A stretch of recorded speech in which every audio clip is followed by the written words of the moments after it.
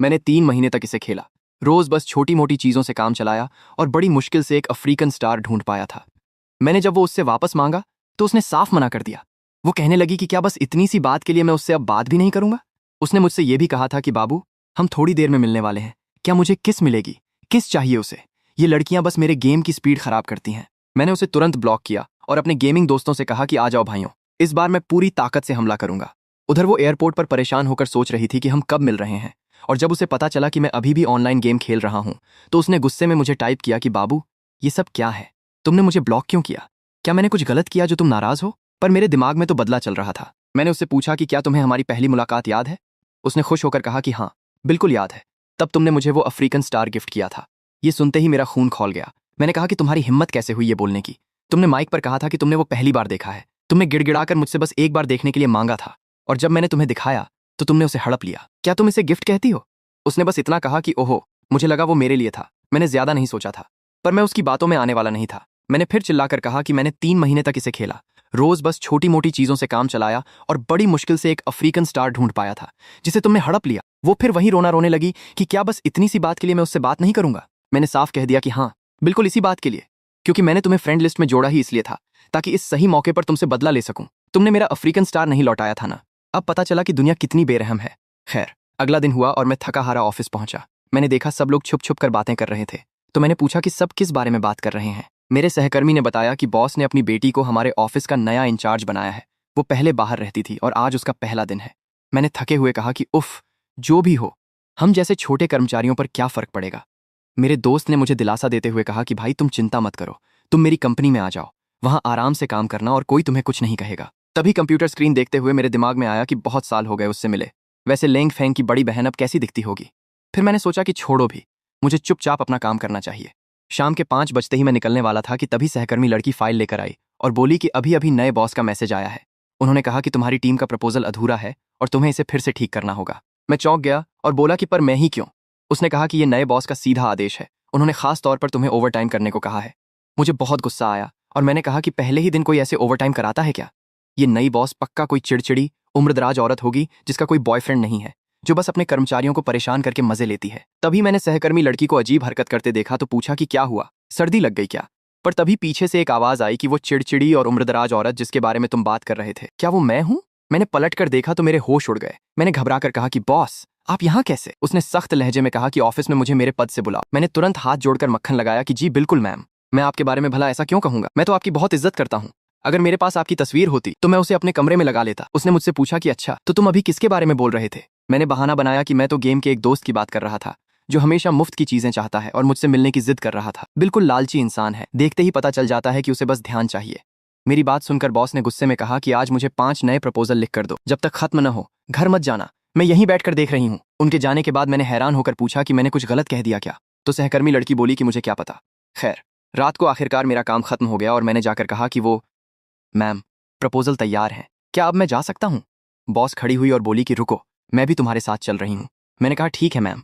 गाड़ी चलाते हुए मैंने उनसे पूछा कि वैसे मैम, आप कहाँ रहती हैं, मैं आपको वहाँ छोड़ देता हूँ। वो बोली कि मैं कल ही यहाँ आई हूँ, इसलिए रहने की जगह अभी तय नहीं है, तुम मुझे ऑफिस के पास वाले किसी होटल में छोड़ दो।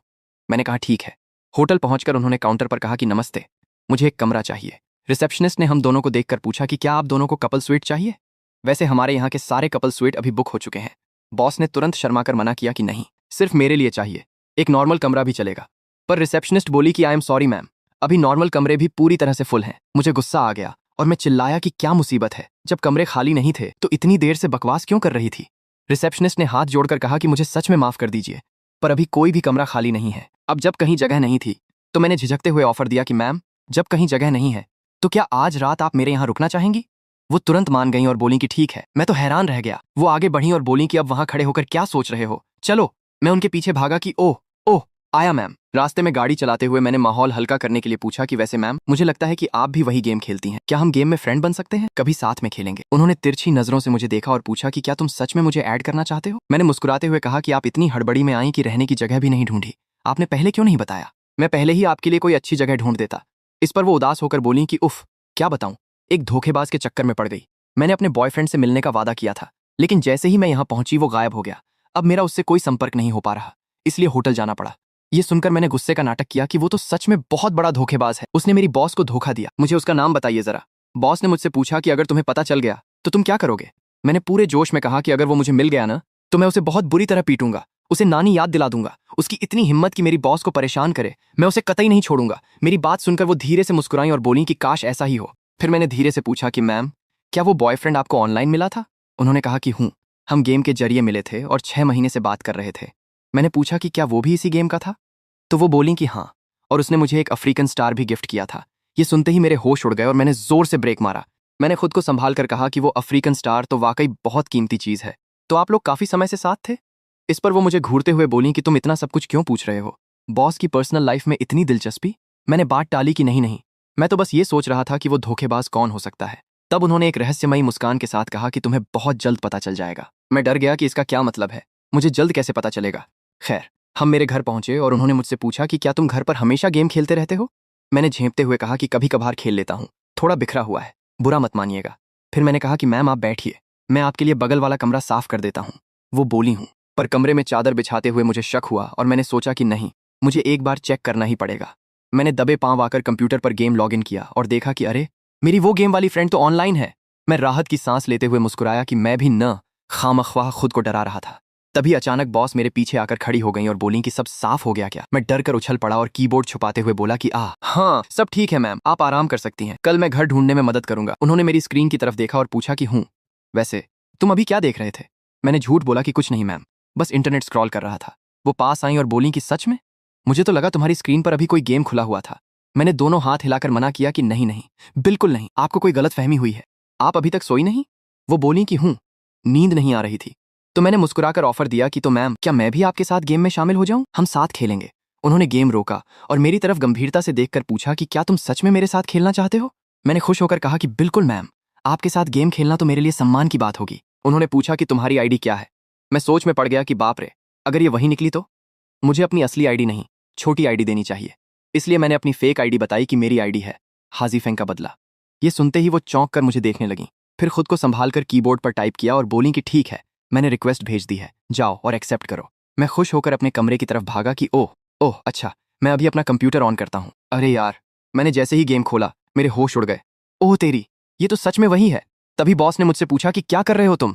मैंने घबराकर झूठ बोल दिया कि कुछ नहीं मैम, बस आपकी ये गेम आईडी काफी अच्छी लग रही है। वो बोली कि अच्छा, ये तो मेरा छोटा अकाउंट है, मैं बड़े अकाउंट पर ज्यादा नहीं आती। ये सुनते ही मेरे तो तोते उड़ गए। ओ भाई, इसका मतलब इनका कोई बड़ा अकाउंट भी है। मैंने धीरे से पूछा कि वैसे मैम, आपकी बड़ी आईडी का क्या नाम है। उन्होंने मुस्कुराते हुए कहा कि नहीं बताऊंगी, तुम जल्दी से रेडी हो जाओ, मैं मैच शुरू करने वाली हूँ। मैंने जैसे ही हेडफोन लगाया, मेरे दिमाग में बातें घूमने लगीं कि अगर ये सच में वही है तो इन्होंने आज जिस धोखेबाज के बारे में बताया वो कोई और नहीं बल्कि मैं ही हूँ। इन्होंने यह भी कहा था कि मुझे बहुत जल्द सब पता चल जाएगा। तो क्या इन्हें पहले से ही सब मालूम है। नहीं, मेरा वो पुराना अकाउंट और ये वाला अकाउंट बिल्कुल अलग हैं, ये दोनों को आपस में कभी नहीं जोड़ पाएंगी।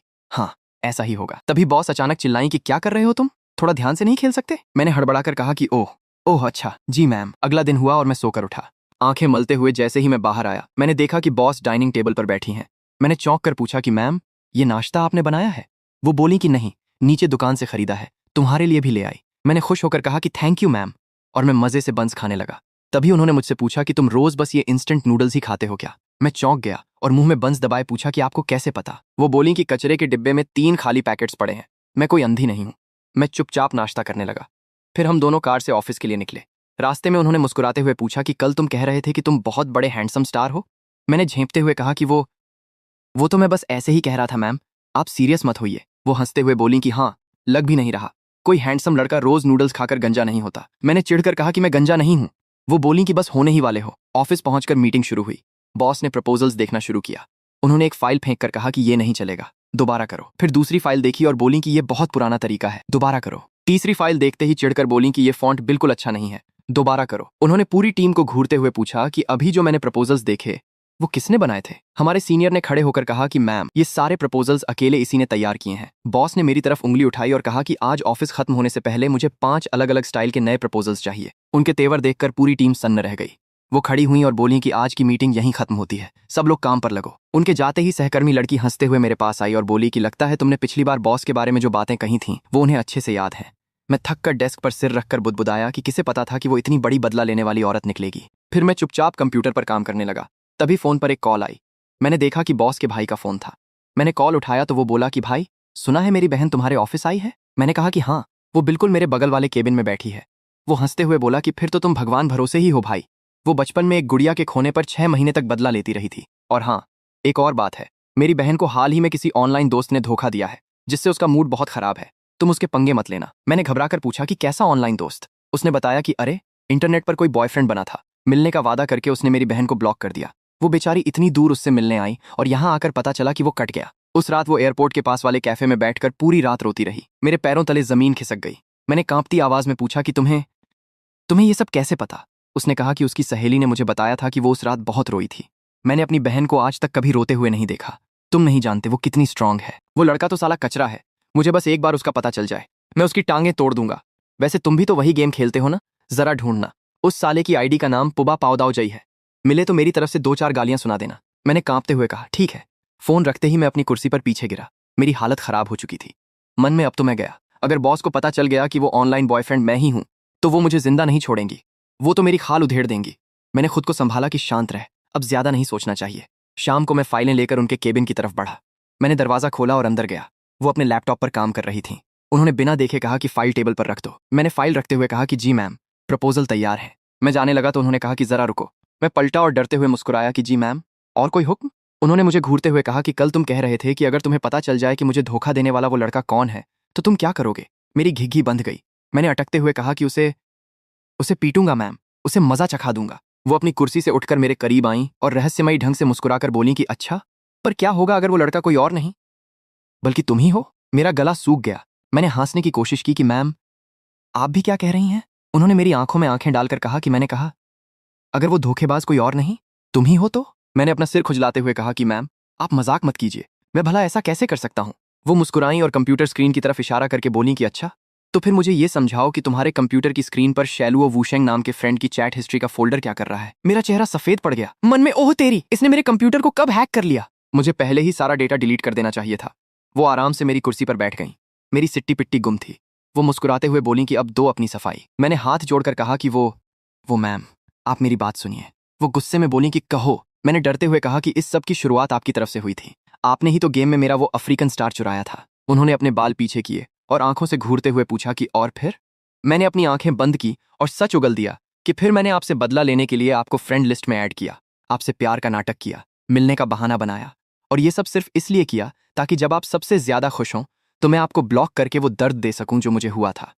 ये सुनकर उनका चेहरा गुस्से से लाल हो गया। मैंने हाथ आगे बढ़ाकर कहा कि पर मैम, मुझे कसम से नहीं मालूम था कि वो लड़की आप ही थीं, और मुझे तो बिल्कुल अंदाजा नहीं था कि आप इस बात पर रो पड़ेंगी। वो गुस्से में टेबल पर हाथ मारकर खड़ी हुई और चिल्लाईं कि किसने कहा कि मैं रोई थी। मैं डरकर पीछे हटा और धीरे से बोला कि वो लेंगे फेंग ने बताया था। उन्होंने गुस्से में अपने दांत भींचे और मुक्का मारकर कहा कि उस बड़े मुंह वाले को तो मैं देखूंगी। मैं तुरंत 90 डिग्री झुक गया और गिड़गिड़ाने लगा कि ma'am, I am really sorry. मुझसे बहुत बड़ी भूल हो गई। मुझे आपके इमोशंस के साथ ऐसा खिलवाड़ नहीं करना चाहिए था। मुझे लगा था कि वो कोई अनजान लड़की है। अगर मुझे जरा भी अंदाजा होता कि वो आप हैं तो मैं सपने में भी ऐसा नहीं करता। उन्होंने चश्मा ठीक किया और साफ कहा कि बहुत हुआ, अब तुम बाहर जाओ। मैंने सहम कर कहा मैम, तो वो चिल्लाकर बोली कि मैंने कहा बाहर जाओ। मैं चुपचाप सिर झुकाकर केबिन से बाहर आ गया। जैसे ही मैं अपनी डेस्क पर बैठा, बॉस के भाई का फिर से कॉल आया। उसने पूछा कि भाई, सुना है मेरी बहन ऑफिस में किसी पर चिल्ला रही थी। वो कौन है, कहीं तुम तो नहीं। मैंने रोनी सूरत बनाकर कहा कि भाई, मैं तो गया, मुझसे बहुत बड़ी गलती हो गई। मुझे तुमसे कुछ जरूरी बात करनी है, जरा शांत होकर सुनो। उसने कहा कि हाँ बोलो। मैंने गहरी सांस ली और कहा कि असल में वो पुबा पावदाओजई मैं ही हूं। ये सुनते ही फोन के दूसरी तरफ से वो पागलों की तरह चिल्लाया कि ओह तेरी, मैं तेरी जान ले लूंगा साले। पूरा ऑफिस मेरी तरफ देखने लगा। मैं अपनी सीट पर डर के मारे दुबक गया। मैंने फोन पर रोते हुए कहा कि भाई, मेरी बात तो सुनो, मुझे नहीं पता था कि वो तुम्हारी बहन है। उधर से वो चिल्लाता रहा कि मैं अभी ऑफिस आ रहा हूं और तेरी टांगें तोड़ दूंगा, और उसने फोन काट दिया। मेरा फोन हाथ से छूट गया। मैं पूरी तरह बर्बाद हो चुका था। मन में अब तो मेरा ये दोस्त भी गया। तभी ऑफिस का दरवाजा खुला और वो गुस्से में 2 गार्ड्स को लेकर अंदर आया।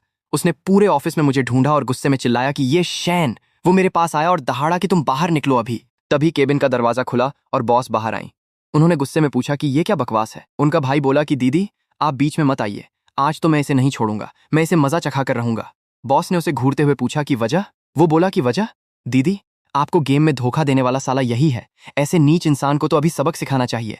मैं अपनी डेस्क पर डर के मारे टाइप करने का नाटक करने लगा। बॉस ने गुस्से में अपने भाई की तरफ देखा और चिल्लाई कि तुम अपना मुंह बंद करो। फिर पूरे ऑफिस की तरफ देखकर बोली कि सब लोग क्या देख रहे हैं, अपने काम पर वापस जाओ। उन्होंने अपने भाई का हाथ पकड़ा और केबिन की तरफ खींचते हुए कहा कि अंदर चलो। फिर मेरी तरफ मुड़कर बोली कि और तुम भी अंदर आओ। मेरे पैरों तले जमीन खिसक गई। मन में अब तो मैं सच में गया, बात बहुत ज्यादा बिगड़ चुकी है। मैं डरते डरते केबिन के अंदर गया और दरवाजा बंद कर दिया। बॉस ने हाथ बांधकर अपने भाई से कहा कि इस मामले को मैं खुद देखूंगी, तुम इसमें बीच में मत पड़ो। उनका भाई गुस्से में बोला कि दीदी, आप इसे इतनी आसानी से कैसे छोड़ सकती हैं। बॉस ने अपनी आंखें बड़ी की और सख्त आवाज में कहा कि मैंने कहा ना, मैं संभाल लूंगी। उनका भाई मेरे पास आया। उसने गुस्से में अपने दांत भींचे और मुझे धमकी देते हुए कहा कि अगर तूने मेरी दीदी को दोबारा परेशान करने की कोशिश की तो मैं तुझे इस शहर में रहने लायक नहीं छोड़ूंगा। याद रखना। मैंने घबराकर हाथ जोड़े कि नहीं भाई, अब ऐसा कभी नहीं होगा, बिल्कुल नहीं होगा। वो गुस्से में दरवाजा पटक कर बाहर चला गया। मैंने डरते हुए कहा कि वो, मैम, मैं हर सजा भुगतने के लिए तैयार हूं। आप जो कहेंगी मैं वो करूंगा, बस मुझे माफ कर दीजिए। उन्होंने मुस्कुराते हुए मेरी तरफ देखा और पूछा कि कुछ भी करोगे। मैंने आंखें बंद की और हिम्मत जुटाकर कहा कि हाँ मैम, कुछ भी। वो अपनी कुर्सी पर पीछे झुकीं और मुस्कुराते हुए बोली कि तो ठीक है, आज से तुम मेरे पर्सनल ड्राइवर हो, रोज मुझे ऑफिस लाओगे और घर छोड़ोगे। मैंने कहा ठीक है। वो आगे बोली कि और रोज दोपहर को मेरे लिए लंच लेकर आओगे, और हाँ, रोज खाना अलग होना चाहिए, कुछ भी रिपीट नहीं होना चाहिए। मैंने कहा ठीक है। वो मेरे करीब आईं और हाथ बांधकर बोली कि और हर रात तुम मेरे साथ गेम खेलोगे जब तक मैं ऑनलाइन हूं। तुम गेम बंद नहीं कर सकते, समझे। मैंने कहा ठीक है। वो फिर एक शातिर मुस्कान के साथ बोली कि और सबसे जरूरी बात, तुम्हें मुझे गेम के अंदर पूरे 1000 अफ्रीकन स्टार गिफ्ट करने होंगे। ये सुनकर मेरे होश उड़ गए। मैंने हकलाते हुए कहा कि 1000? फिर कड़क आवाज में पूछने लगी, ये काम तुमसे क्यों नहीं हो सकता। नौकरी प्यारी थी, इसलिए मैंने भी तुरंत कहा, हो जाएगा बॉस, मैं करके दिखाऊंगा। काम का वादा तो कर लिया, लेकिन उसकी खातिरदारी में मुझे सुबह से ही लगना पड़ता था। अगली सुबह मैं एक स्ट्रीट स्टॉल पर गया और गर्मा गर्म बाउजी पैक करवा रहा था। वहां की आंटी मुझे रोज देखती थी, इसलिए हंसकर बोली, फिर से अपनी गर्लफ्रेंड के लिए ब्रेकफास्ट ले जा रहे हो। मैंने मुस्कुराकर कहा, नहीं आंटी, ये तो मेरी बॉस के लिए है। ब्रेकफास्ट लेकर मैं सीधे उसके घर पहुंचा। दरवाजा खुलते ही उसकी नजर बाउजी पर गई और उसके चेहरे पर हल्की मुस्कान आ गई। आज ब्रेकफास्ट में बाउजी? उसने पूछा। मैंने कहा, जी बॉस, पिछली बार आपने कहा था कि आपको ये पसंद है। इसके बाद हम ऑफिस के लिए निकल गए। मैं गाड़ी चला रहा था और वो पीछे आराम से बैठी थी। ऑफिस पहुंचते ही मेरा काम शुरू हो गया, कभी फ्रूट प्लेटर लगाना, कभी पानी रखना। तभी मेरा चश्मे वाला कॉलीग पास आया और बोला, ये चैन, क्या तुम सच में बॉस लैंग के पर्सनल असिस्टेंट बन गए हो। मैंने थके हुए अंदाज में कहा, लगभग ऐसा ही समझ लो। वह हंसते हुए बोला, तो सैलरी भी बढ़ गई होगी। मैंने सिर हिलाया, उल्टा कम हो गई है। वह हैरान रह गया। अगले दिन बॉस लैंग मुझे शॉपिंग के लिए मॉल ले गई। वह आगे आगे चल रही थी और मैं सारे शॉपिंग बैग्स उठाए उसके पीछे था। कुछ देर बाद मैंने पूछा, बॉस लैंग, क्या आपको प्यास लगी है? मैं मिल्क टी लेकर आता हूं। उसने हल्के से सिर हिला दिया। मैं मिल्क टी लेने लाइन में लग गया। तभी किसी ने पीछे से मेरे कंधे पर हाथ रखा। मुड़कर देखा तो सामने मेरी कॉलेज क्रश लिन शाओ खड़ी थी। वह मुस्कुराकर बोली, चैन, कितना बड़ा इत्तेफाक है। मैंने भी मुस्कुराकर कहा, लिन शाओ, बहुत दिनों बाद मिले। थोड़ी बातचीत के बाद उसने पूछा, सुना है तुम गू कॉर्पोरेशन में काम करते हो। मैंने कहा, हाँ, मार्केटिंग डिपार्टमेंट में। ये सुनते ही वह बोली, तो क्या तुम्हारी बॉस लैंग से अच्छी जान पहचान है? क्या तुम मेरी रिकमेंडेशन कर सकते हो? मैं उनके अंडर किसी प्रोजेक्ट में काम करना चाहती हूँ। मैं जवाब देने ही वाला था कि तभी बॉस लैंग वहां आ गई। उसने सीधे मेरा हाथ पकड़ लिया और लिन शाओ की तरफ देखा। फिर बोली, ये मेरा आदमी है, अगर इससे कोई काम है तो पहले मुझसे बात करो। लिन शाओ तुरंत घबरा गई। बॉस लैंग, नमस्ते। लेकिन बॉस लैंग ने कोई जवाब नहीं दिया और मेरा हाथ पकड़कर वहां से ले गई। रास्ते भर हम दोनों चुप रहे। मेरे हाथ में शॉपिंग बैग्स और मिल्क टी थी। मैंने पूछा, बॉस लैंग, आप अचानक वहां कैसे आ गईं? उसने कहा, मैं 10 मिनट से तुम्हारा इंतजार कर रही थी। मुझे लगा कहीं तुम गायब तो नहीं हो गए। मैंने हंसते हुए कहा, बस लाइन लंबी थी। वैसे क्या आप मुझसे नाराज हैं? उसने तुरंत कहा, नहीं। मैंने समझाने की कोशिश की, वो दरअसल मैं और लिन शाओ। लेकिन उसने बात काट दी।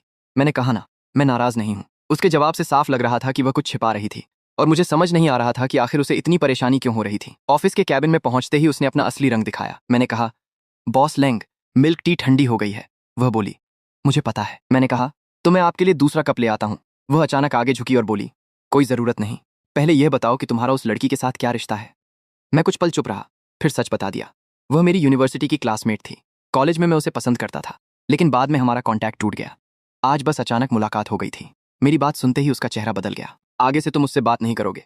तुम मेरे पर्सनल ड्राइवर हो, मेरे पर्सनल डिलीवरी बॉय हो, और तुम्हारे पास दूसरों के कामों के लिए समय नहीं है। मैंने कहा, लेकिन बॉस। उसने तुरंत बात काट दी, कोई लेकिन नहीं, मैं दोबारा ऐसा कुछ नहीं देखना चाहती। फिर उसने फाइल्स उठाई और कहा, और आज से तुम्हें मेरे लिए लंच लाने की जरूरत नहीं है।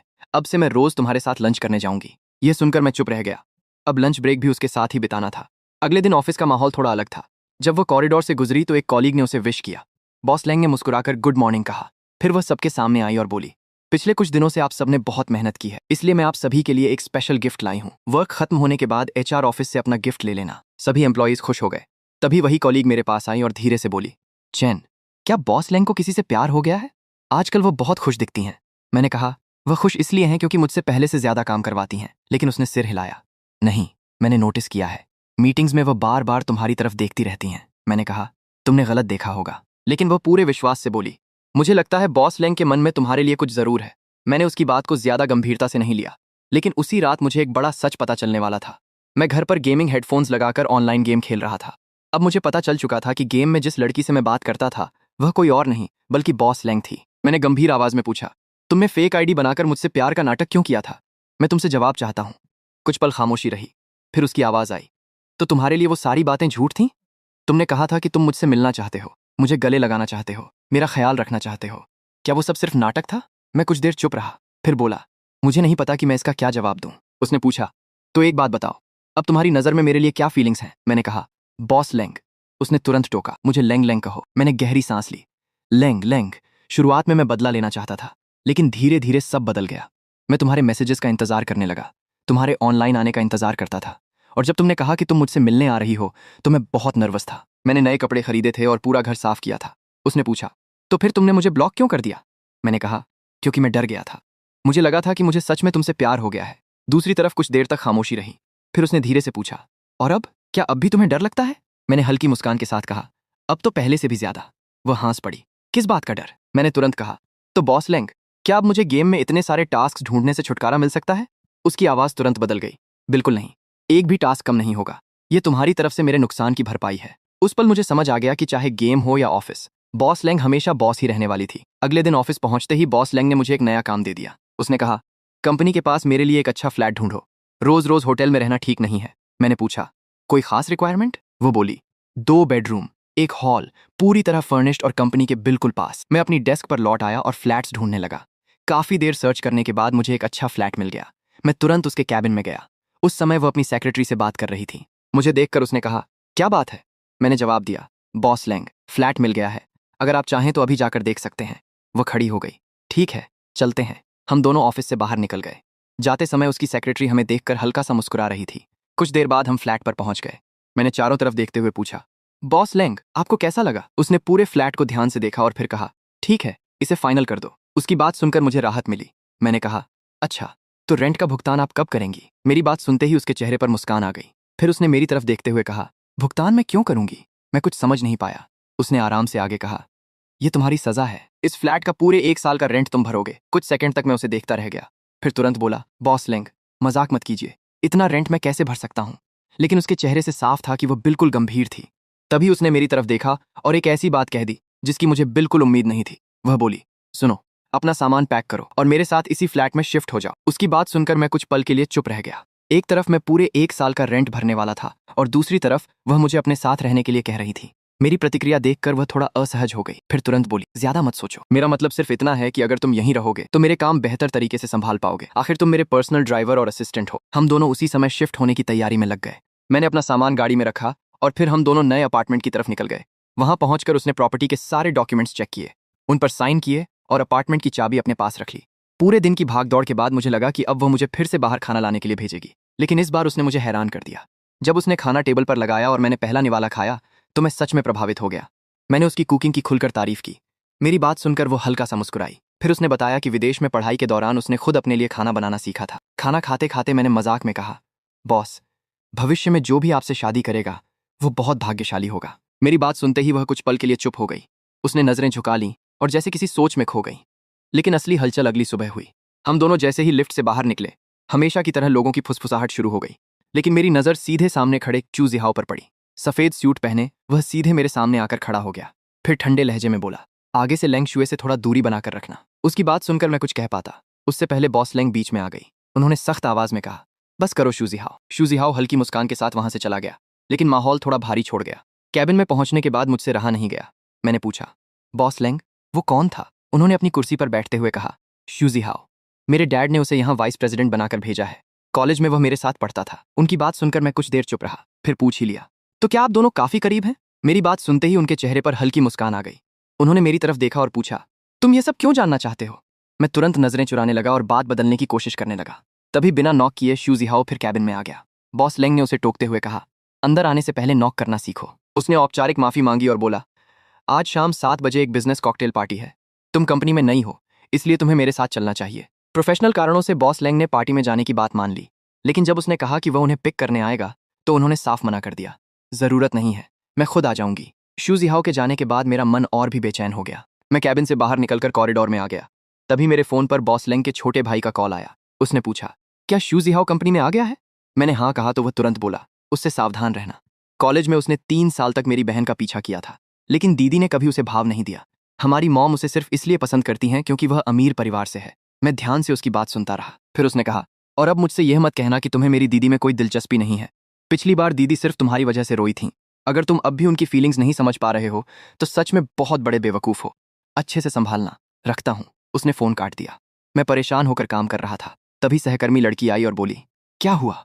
कीबोर्ड को इतने जोर से क्यों पीट रहे हो? मूड खराब है क्या? मैंने कहा, नहीं तो। वो मुस्कुराई, झूठ मत बोलो, तुम्हारी नाराजगी चेहरे पर साफ दिख रही है। और वो चली गई। मैं सोच में डूबा था। तभी अचानक बॉस पीछे आकर बोली, क्या सोच रहे हो? मैं चौंक गया। बॉस, आप पार्टी में नहीं गई? वो बोली, अभी जा रही हूं। तुम भी सामान समेटो और मेरे साथ चलो। मैंने पूछा, मुझे भी आना होगा? वो मुस्कुराई, बिल्कुल, तुम मेरे ड्राइवर जो हो। मैंने कहा, अच्छा। रास्ते में मैंने उनसे पूछा, मैम, वो लड़का, क्या पहले आप दोनों का कोई रिश्ता था? वो बोली, हाँ, वो मेरे पीछे पड़ा था। मैं समझ गया, ये तो उसके भाई ने भी बताया था। बॉस ने पूछा, वैसे तुम्हें वो कैसा लगा? मैंने कहा, ठीक ही है, हैंडसम है, अमीर है। बॉस ने पूछा, तो क्या मुझे हाँ कर देना चाहिए? मैंने तुरंत मना किया, नहीं, आपको मना कर देना चाहिए, वो बहुत बनावटी लगता है। वो मुस्कुराई, हाँ, पर वो तुमसे ज्यादा बदला लेने वाला तो नहीं है। मैं घबरा गया, मैम, वो बस एक गलतफहमी थी, बार बार वो बात मत लाइए। वो धीरे से मुस्कुराई। गाड़ी रोककर मैंने कहा, मैम, हम पहुंच गए। वो बोली, ठीक है, उतरो। हम हॉल में गए। मैं थोड़ा नर्वस था।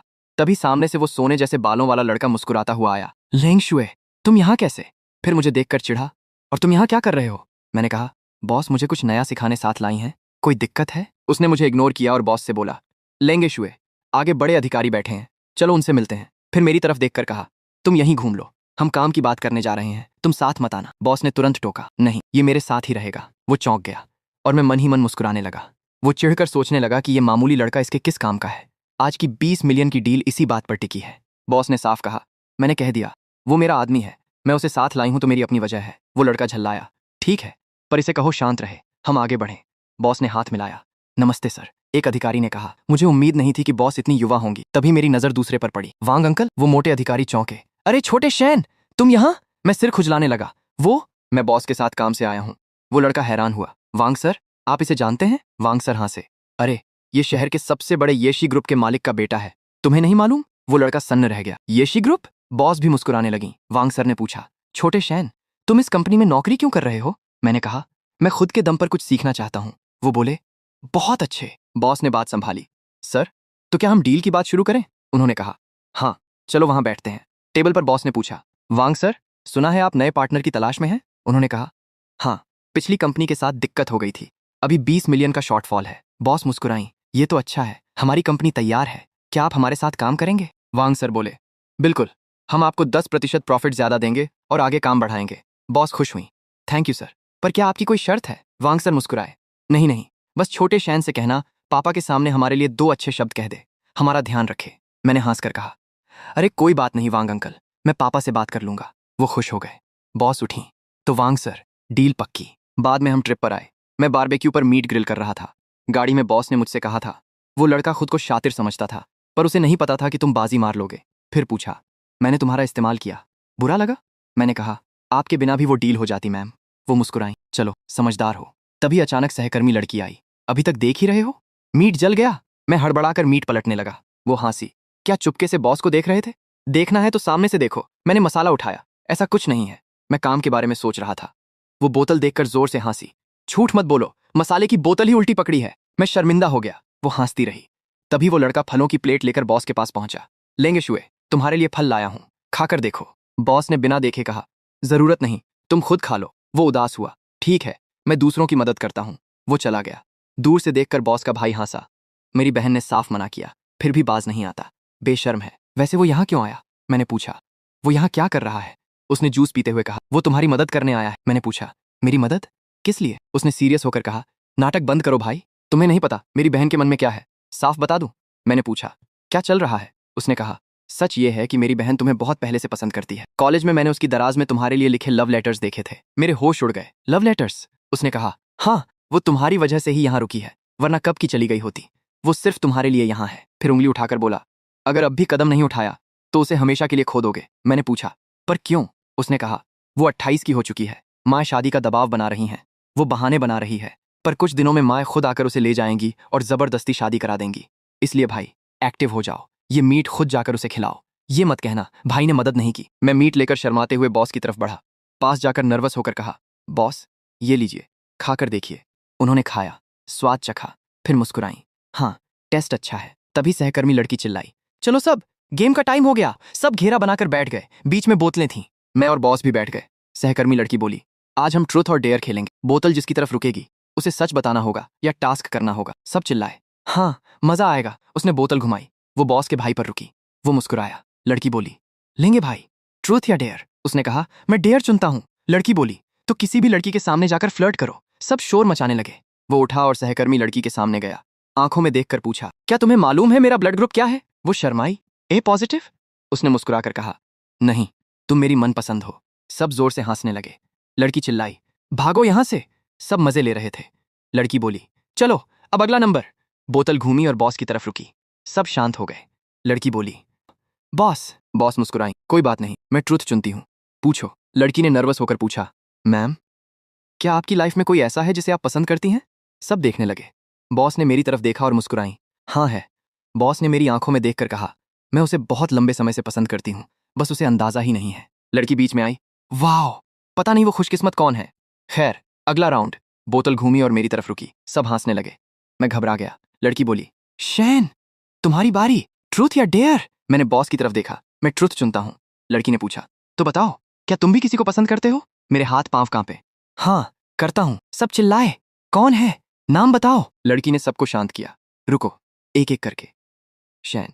क्या वो लड़की अभी यहां मौजूद है? मैंने बॉस को देखा। हाँ, यहीं है। लड़की ने पूछा, क्या तुमने कभी उसके साथ अकेले डिनर किया है? मैंने कल का दिन याद किया।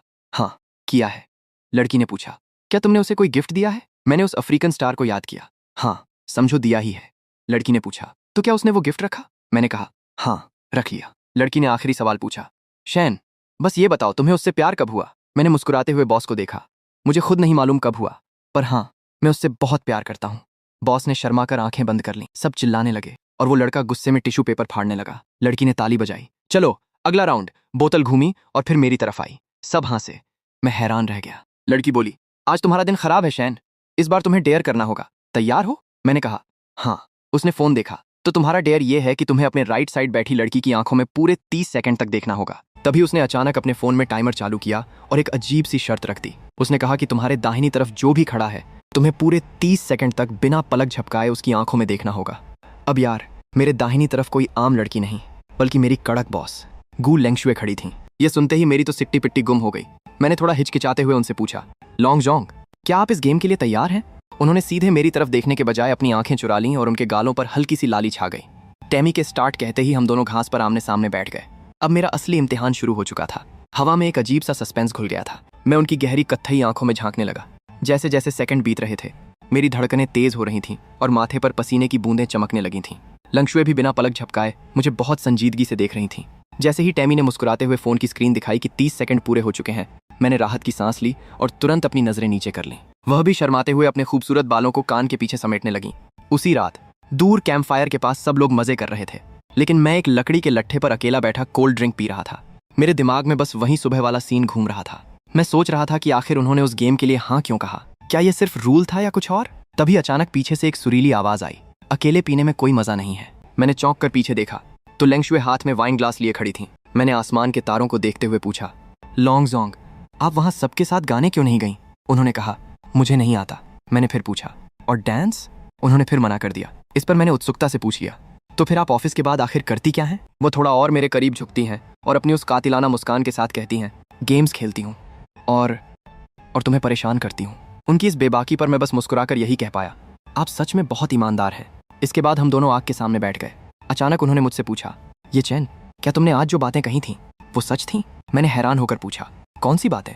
उन्होंने अपना वाइन ग्लास मेरे चेहरे के करीब लाया और सीधे मेरी आंखों में देखते हुए कहा, वो सच जो तुमने ट्रूथ एंड डेयर में कहा था कि तुम्हें कोई पसंद है। क्या तुम जानते हो कि मैं आज जिसके बारे में बात कर रही हूँ वह कौन है? मेरी धड़कनें फिर से बढ़ गईं। मैंने घबरा कर पूछा, कौन? और उन्होंने कुछ नहीं कहा। वह धीरे धीरे मेरे चेहरे के बिल्कुल करीब आने लगीं। मेरी आंखें फटी की फटी रह गईं। हमारी सांसें आपस में टकराने लगीं और हम बिल्कुल करीब आ चुके थे कि तभी हमारा वही कबाब में हड्डी दोस्त जेडन बीच में कूद पड़ा और चिल्लाया, तुम दोनों यहाँ क्या कर रहे हो? हम दोनों झटके से पीछे हट गए। जेडन शरारत से उंगली दिखाकर हंसने लगा, कहीं तुम दोनों? लेंगशुए का गुस्सा तो 7वें आसमान पर पहुंच गया। वह गुस्से से लाल होकर चिल्लाई, अपना मुंह बंद रखो। जादेन डरकर अपना मुंह छुपाने लगा और हाथ हिलाते हुए बोला, ठीक है, तुम दोनों जारी रखो, और वहां से भाग गया। माहौल फिर से शांत हुआ तो उन्होंने थोड़ा उदास होकर मुझसे पूछा, तुम पर मेरे अभी कितने अफ्रीकन स्टार्स बाकी हैं? मैंने मुस्कुराते हुए कहा, अभी भी 992 बाकी हैं। उन्होंने गहरी सांस लेकर कहा, यह बहुत धीमा है। मैंने पूछा, तो फिर आप क्या चाहती हैं? वो अचानक खड़ी हो गई और बोली, मैं चाहती हूँ कि तुम इसे किसी और तरीके से चुकाओ। मैंने पूछा, किस तरीके से? और इससे पहले कि मैं कुछ समझ पाता, वो मेरे पास झुकती हैं, मेरे चेहरे को अपने हाथों में लेती हैं और सीधे मेरे होठों को चूम लेती हैं। मेरी आंखें खुली की खुली रह गईं और मैं इस अचानक मिले सरप्राइज से पूरी तरह सुन्न हो गया। तभी अचानक मेरी आंख खुली और मैं अपने बिस्तर पर उठकर बैठ गया। मैंने अपने होठों को छुआ और उस खूबसूरत पल को याद करके मुस्कुराने लगा। तभी बगल में रखे फोन पर मैसेज की घंटी बजी। लेंगशुए का मैसेज था, क्या तुम सो गए? मैंने तुरंत टाइप किया, अभी नहीं। वो भी अपने बिस्तर पर लेटी हुई फोन देख रही थी। उन्होंने पूछा, क्या दिन में तुमने जिस इंसान के बारे में कहा था वो मैं हूँ? मेरे गाल लाल हो गए और मैंने लिख दिया, हाँ। उन्होंने फिर पूछा, तो क्या तुम जानते हो कि मैं आज किसके बारे में बात कर रही थी? मैंने लिखा, हाँ मुझे पता है। लेंग फेंग ने मुझे सब बता दिया था। ये पढ़ते ही वह चिढ़ गई और मैसेज किया, जब तुम्हें पता है कि मैं तुम्हें पसंद करती हूँ तो तुम खुद मुझसे इजहार क्यों नहीं करते? मैंने थोड़ा गंभीर होकर लिखा, मुझे डर लगता है क्योंकि पिछली बार उस अफ्रीकन स्टार वाले वाकये की वजह से मुझ में तुम्हारा सामना करने की हिम्मत नहीं थी। ये देखकर उनके चेहरे पर एक प्यारी सी मुस्कान आ गई।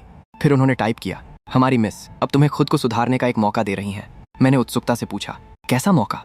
और जो मैसेज आया उसे देखकर मेरे होश उड़ गए। स्क्रीन पर लिखा था, मुझसे शादी कर लो। मैं अपने कमरे में जोर से चीखा, शादी? उन्होंने मैसेज में बताया कि उनकी माएँ पिछले 2 दिनों से उनके लिए रिश्ते ढूंढ रही हैं और कल ही कोई उन्हें देखने आने वाला है, इसलिए कल उनकी माएँ को संभालने का काम अब मेरा था। उन्होंने लिखा, कल अच्छा प्रदर्शन करना। मैं फोन की रोशनी में पूरी तरह घबरा गया और सोचने लगा कि यह सब क्या हो रहा है। अगले दिन मैं पूरी तरह नर्वस होकर उनके अपार्टमेंट के दरवाजे रूम नंबर 310 के सामने खड़ा था। मैंने दरवाजे पर नॉक किया। दरवाजा खुलते ही सामने नीली ड्रेस में लेंगशुए खड़ी थीं। उन्होंने अपनी घड़ी देखी और कहा, तुम आधा घंटा जल्दी आ गए। मेरे हाथों में 2 गिफ्ट बॉक्स थे। मुझे देखकर उन्होंने मुस्कुराते हुए कहा, डर क्यों रहे हो? तुम मेरी माँ से पहली बार थोड़ी ही मिल रहे हो। मैंने कहा, इसीलिए तो और ज्यादा डर लग रहा है। उन्होंने मुझे अंदर बुला लिया। मैं दबे पांव अंदर आया और गिफ्ट टेबल पर रख दिए। फिर सोफे पर बिल्कुल सीधा बैठ गया। वो मेरे बगल में बैठी और मुझे तसल्ली देते हुए बोली, चिंता मत करो, माँ हमेशा मेरे भाई के सामने तुम्हारी तारीफ करती थी, सब ठीक होगा। तभी अचानक डोरबेल बजी और मैं झटके से खड़ा हो गया। लेंगशुए मेरी हालत देखकर धीरे से हंसी और दरवाजा खोलने चली गई। दरवाजा खुला तो सामने उनकी माँ खड़ी थीं, जो काफी मॉडर्न और खूबसूरत लग रही थीं। उन्होंने लेंगशुए को थोड़ा डांटते हुए कहा, इतनी देर से दरवाजा क्यों खोला? अंदर क्या कर रही थीं? लेकिन जैसे ही उनकी नजर मुझ पर पड़ी, उनका गुस्सा तुरंत गायब हो गया। वह खुशी से बोली, स्याओ ये तुम यहाँ क्या कर रहे हो? मैंने तुरंत हाथ जोड़कर कहा, नमस्ते आंटी, बहुत दिनों बाद देखना हुआ। वह खुश होकर अंदर आई और मुझे ऊपर से नीचे तक देखते हुए बोली, स्याओ ये तो और भी ज्यादा हैंडसम हो गया है। मैंने भी मुस्कुराते हुए कहा, आंटी आप अभी भी बहुत जवान दिखती हैं, मैं तो पहचान ही नहीं पाया। वह खुश होकर मेरा हाथ पकड़ लेती हैं और कहती हैं, तुम थोड़े पतले हो गए हो, क्या काम का बहुत प्रेशर है?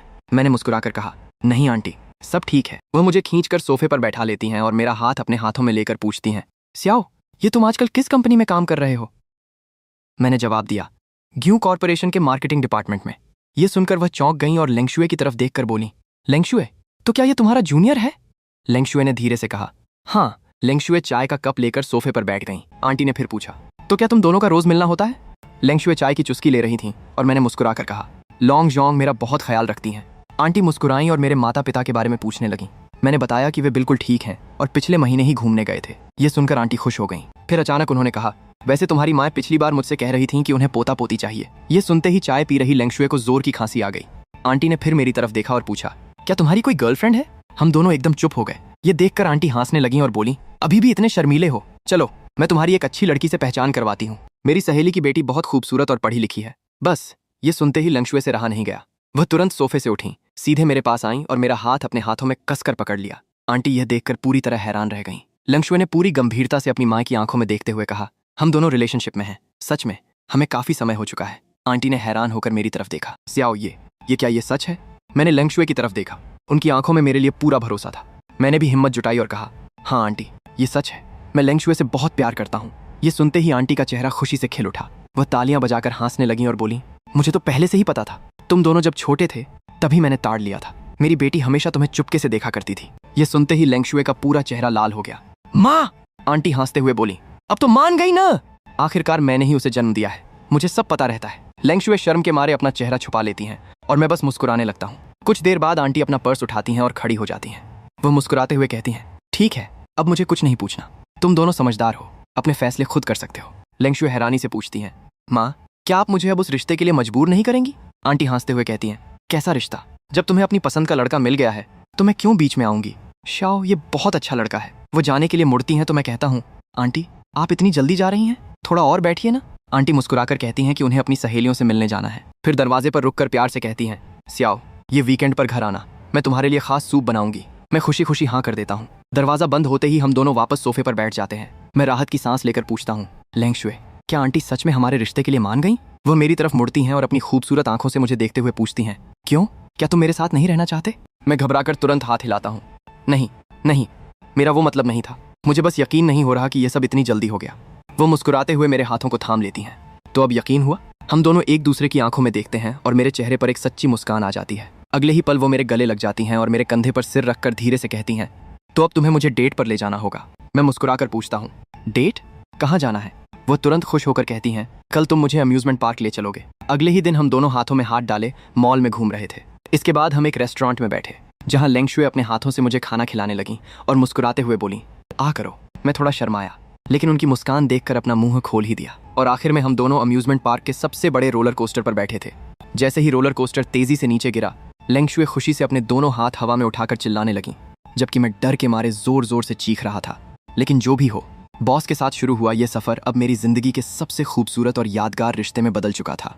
रोलर कोस्टर का सफर खत्म होते ही उसने तुरंत फोन निकाला और बोली, चलो एक सेल्फी लेते हैं। मैं उसके पास गया और हमने उस पल को कैमरे में कैद कर लिया। फिर हम चेरी ब्लॉसम के फूलों से सजे रास्ते पर हाथ पकड़कर दौड़ने लगे। उड़ती पंखुड़ियों और उसकी हंसी ने उस पल को और खूबसूरत बना दिया। कुछ देर बाद हम एक कपड़ों के शोरूम में थे। लेंगशु गुलाबी ड्रेस पहनकर बाहर आई और मुस्कुराकर बोली, कैसी लग रही हूँ?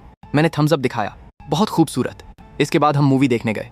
अंधेरे हॉल में मैंने उसका हाथ थाम लिया। उसने मेरी तरफ देखा, फिर मुस्कुराकर अपना सिर मेरे कंधे पर रख दिया। घर लौटने के बाद उसने कहा, अब हमारी शादी तय हो गई है, इसलिए दोनों परिवार साथ में डिनर करेंगे।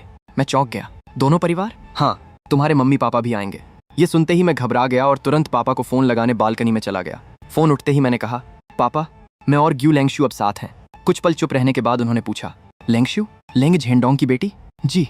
अगले ही पल वह जोर से हंस पड़े, वाह बेटा, बूढ़े लेंग की बेटी को पटा लिया। मैं हैरान रह गया, आपको कोई आपत्ति नहीं है? उन्होंने हंसते हुए कहा, क्यों होगी, लेंग मेरा पुराना दोस्त है, उसकी बेटी को बचपन से जानता हूँ, वह हमारे परिवार के लिए बिल्कुल सही है। मेरे दिल से बड़ा बोझ उतर गया। मैंने पूछा, इस वीकेंड डिनर है, आप और मम्मी आएंगे? बिल्कुल आएंगे, तेरी माँ तो कब से पोता पोती का इंतजार कर रही है। पापा, अभी शादी भी नहीं हुई, आज नहीं तो कल हो ही जाएगी। इतना कहकर उन्होंने फोन रख दिया। मैं मुस्कुराते हुए वापस आया। लेंगशु ने पूछा, पापा ने क्या कहा? मैंने मजाक में कहा, उन्होंने कहा कि मैंने अपनी औकात से बड़ी छलांग लगा दी। वह मुस्कुराई, ऊंची छलांग अच्छी होती है, इससे पता चलता है कि पसंद कितनी अच्छी है। मैं बस उसे देखता रह गया। आखिरकार वह वीकेंड भी आ गया। हम दोनों एक शानदार रेस्तरां के कॉरिडोर से गुजर रहे थे। मैंने ब्लैक सूट पहना था और लेंगशु लेवेंडर गाउन में बेहद खूबसूरत लग रही थी। मैंने पूछा, नर्वस हो? बिल्कुल नहीं। तो बार बार बाल क्यों ठीक कर रही हो? यहाँ हवा चल रही है। मैं हंस पड़ा, पूरा कॉरिडोर बंद है, हवा कहाँ से आएगी? वह मुझे घूरने लगी और मैं मुस्कुराने लगा। तभी जेडन सामने से आता हुआ बोला, ओहो, दूल्हा दुल्हन खुद स्वागत कर रहे हैं। हम दोनों एक साथ बोले, अपना मुंह बंद रखो। तभी मेरे मम्मी पापा भी वहां पहुंच गए। मम्मी ने लेंगशु को देखते ही उसका हाथ पकड़ लिया। लेंगशु, तुम तो पहले से भी ज्यादा सुंदर हो गई हो। नमस्ते आंटी। मम्मी हंस पड़ी, अब भी आंटी कहोगी? पापा ने मुस्कुराकर कहा, थोड़ा धीरे, कहीं बच्ची डर न जाए। मम्मी बोली, जब ये छोटी थी तभी मैंने कह दिया था कि एक दिन ये हमारी बहू बनेगी। तभी कमरे के दरवाजे खुले और अंकल लेंग अंदर आए। पापा आगे बढ़े और दोनों पुराने दोस्तों की तरह गले मिले। बहुत दिनों बाद मुलाकात हुई। हाँ, और आज तो खुशी का मौका भी है। दोनों हंसते हुए अंदर चले गए। डिनर टेबल पर माहौल काफी खुशनुमा था। मम्मी और सासू माँ पुरानी यादों में खोई हुई थीं। मैं लेंगशु और जेडन के बीच बैठा था। जेडन मेरे कान के पास आकर बोला, जीजा जी, देख रहे हो, दोनों डैड तो सगे भाइयों जैसे लग रहे हैं। वैसे आप इतने नर्वस क्यों हो? मैंने तुरंत कहा, मैं नर्वस नहीं हूँ। जेडन हंस पड़ा और मेरे कप की तरफ इशारा करते हुए बोला, अच्छा, फिर हाथ क्यों कांप रहे हैं? मैंने झट से हाथ टेबल के नीचे कर लिया। तभी लेंगशु ने धीरे से मेरा हाथ पकड़ लिया और मेरी सारी घबराहट गायब हो गई। तभी अंकल लेंगे खड़े हुए और अपना ग्लास उठाकर बोले, आज की दावत मेरी तरफ से है। लेंगशु बचपन से ही बहुत चुनिंदा रही है। मुझे हमेशा चिंता रहती थी कि इसे इसके लायक कोई मिलेगा भी या नहीं, लेकिन खुशी है कि इसने आखिरकार मेरे पुराने दोस्त के बेटे को चुना। फिर उन्होंने मेरी तरफ देखकर हंसते हुए कहा, वैसे दोस्त, तुम्हारा बेटा सीधा सादा तो है ना? पापा भी हंस पड़े। सीधा कहाँ है, बड़ा शरारती है। अंकल लेंग ने सिर हिलाया। शरारती बच्चे ही आगे चलकर कुछ बड़ा करते हैं और तुम्हारी परवरिश पर मुझे पूरा भरोसा है, इसलिए मैं इस रिश्ते को दिल से मंजूरी देता हूँ। ये सुनकर मेरे चेहरे पर मुस्कान आ गई। मम्मी बोली, देखा, हमारे समधी ऊपर से सख्त हैं लेकिन दिल के बहुत अच्छे हैं। सासू माँ हंसकर बोली, सही कहा, जब श्याओ ये छोटा था तब भी इन्हें बहुत पसंद था। अंकल लेंग हल्का सा मुस्कुराए। चलो अब पुरानी बातें छोड़ो और खाना खाओ। दोनों माताओं ने अपने ग्लास टकराए और बोली, तो ये रिश्ता पक्का हुआ। पूरे टेबल पर खुशी की लहर दौड़ गई। खाना खत्म होने के बाद हम सब रेस्तरां के बाहर खड़े थे। रात का नजारा बेहद खूबसूरत था। सासू माँ ने लेंगशु का हाथ पकड़कर कहा, बेटा श्याओ ये का ध्यान रखना। लेंगशु मुस्कुराई, मम्मी मैं रखती हूँ, मम्मी ने तुरंत कहा, और उस पर ज्यादा रौब मत झाड़ना। ये सुनकर सब हंस पड़े। फिर लेंगशु ने मेरी तरफ देखा और बोली, वह मुझसे डरता नहीं, बस मेरी इज्जत करता है। मम्मी ये सुनकर और खुश हो गई। तभी अंकल लेंगे मेरे पास आए और कंधे पर हाथ रखकर बोले, श्याओ ये मेरी बेटी का हमेशा ख्याल रखना। अगर उसे कभी दुख दिया तो मुझसे बुरा कोई नहीं होगा। उनकी आवाज़ सख्त थी लेकिन आंखों में एक पिता का प्यार साफ दिख रहा था। मैंने सिर हिलाकर कहा, मैं हमेशा उसका ख्याल रखूंगा। फिर मैं उन्हें गाड़ी तक छोड़ने गया। मैंने कहा, अंकल लेंग। वो मुस्कुराए, अभी भी अंकल? मैं थोड़ा झिझका, फिर बोला, डैड। ये सुनते ही वो जोर से हंस पड़े। उन्होंने एक लाल लिफाफा मेरी तरफ बढ़ाया। इसे रख लो, मेरी तरफ से शगुन है। मैंने मना करना चाहा लेकिन उन्होंने कहा, जब डैड दे रहे हैं तो बिना बहस के रख लो। आज से मेरी बेटी की जिम्मेदारी तुम्हारी है। मैंने पूरे भरोसे से कहा, आप चिंता मत कीजिए, मैं उसे हमेशा खुश रखूंगा। गाड़ियां धीरे धीरे वहां से रवाना हो गईं। जेडन ने अपनी कार की खिड़की से सिर निकालकर चिल्लाया, जीजा जी याद रखना, शादी में बेस्ट मैन मैं ही बनूंगा। मैंने हंसते हुए कहा, ठीक है भाई, अब निकलो यहाँ से। वह हंसता हुआ चला गया। अब वहां सिर्फ मैं और लेंगशु रह गए थे। हम दोनों सड़क के किनारे धीरे धीरे चलने लगे। स्ट्रीट लाइट की रोशनी में हमारे साए एक दूसरे से जुड़े हुए लग रहे थे। मैंने उसका हाथ थामकर पूछा, लेंगशु क्या ये सब सच में हो रहा है? मुझे अभी भी सपना लग रहा है। उसने मेरी तरफ देखा और मुस्कुराकर बोली, तुम फिर शुरू हो गए? मैंने कहा, बस यकीन नहीं हो रहा। उसने अचानक मेरे हाथ पर हल्का सा पिंच किया। आह, ये क्या था? वो हंस पड़ी। दर्द हुआ? हाँ, तो फिर ये सपना नहीं है बुद्धू। हम दोनों चलते चलते नदी के किनारे बने ब्रिज पर पहुंच गए। नीचे पानी में शहर की रोशनियां चमक रही थीं। धीरे से बोली, 10 अक्टूबर। मैंने उसकी तरफ देखा और मुस्कुराकर कहा, हाँ, लेकिन अब मुझसे इंतजार नहीं हो रहा। उसने शरारती अंदाज में पूछा, किस बात का? मैं उसके करीब आया और बोला, तुम्हें हमेशा के लिए अपनी दुल्हन बनाने का। यह सुनकर उसके चेहरे पर हल्की सी मुस्कान आ गई। वक्त तेजी से बीत गया और देखते ही देखते शादी का दिन करीब आ गया। एक दिन मैं ब्राइडल बुटीक में खड़ा था। तभी चेंजिंग रूम का पर्दा खुला और लेंगशु सफेद वेडिंग गाउन में बाहर आई। उसे देखते ही मैं कुछ पल के लिए वहीं रुक गया। वह किसी परी से कम नहीं लग रही थी। उसने मुस्कुराकर पूछा, कैसी लग रही हूँ? मेरी जुबान से बस इतना निकला, बहुत खूबसूरत। वह शर्मा कर मुस्कुरा दी। फिर मेरे पास आकर बोली, चलो अब शादी करते हैं। मैंने उसका हाथ पकड़ लिया और मुस्कुराकर कहा, चलो। आखिरकार वह खास दिन भी आ गया। चर्च सफेद फूलों और रोशनी से सजा हुआ था। चारों तरफ मेहमान बैठे थे और माहौल खुशियों से भरा था। मैं और लेंगशु हाथों में हाथ डाले रेड कारपेट पर आगे बढ़ रहे थे। हर तरफ तालियां गूंज रही थीं। जेडन भी पूरे जोश में खड़ा होकर हमारा हौसला बढ़ा रहा था। हम दोनों वेदी के सामने आकर रुक गए। लेंगशु ने मेरी आंखों में देखा। उसकी आंखों में खुशी के आंसू चमक रहे थे। उसने धीमी आवाज में पूछा, ये चेन, आज के बाद तुम मुझे कभी अकेला नहीं छोड़ोगे ना? मैंने उसके आंसू पोंछते हुए कहा, कभी नहीं। अब मेरी पूरी जिंदगी तुम्हारे साथ है। अगले ही पल पादरी के आशीर्वाद के बीच हमने अपने रिश्ते को हमेशा के लिए स्वीकार कर लिया और हमारे नए सफर की शुरुआत हो चुकी थी। बॉस और कर्मचारी के रिश्ते से शुरू हुई यह कहानी अब हमेशा के लिए प्यार और विश्वास के बंधन में बदल चुकी थी।